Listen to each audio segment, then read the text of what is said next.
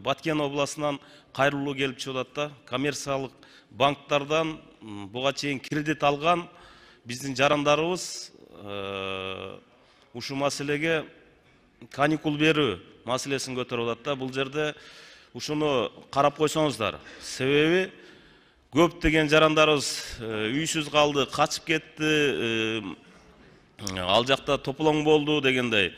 Ошондо могу жерде мага келип түшкөн Колондо, Жаңы Жер, Аксай, Ак Батыр айылынын айыл өкмөттүнүн тургундары кайрылып атат.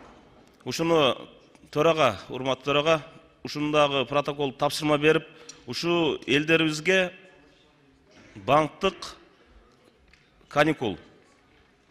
Ушуну токтотуп, ушул аларга жардам бербесек болбойт. Ушуну протокол тапшырма берип койсоңуз, рахмат.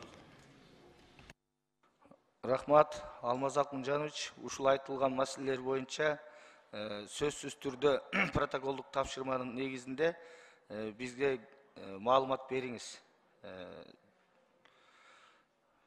Урматтуу депутаттар, Алмаз Акмунжанович, өкмөттүн өкүлү. Саламатсыздар, урматтуу депутаттар, урматтуу Нурлан Тургунбекович. Биздин бир маселе бар эле, бул Баткен областындагы бир топ аймактар жөнүндө. Ошондуктан бул маселени күн тартибине кошуп, аягында жабык эшикте карап берсеңиздер суранамын. Күн тартибине кошуп бериңиздерди суранамын.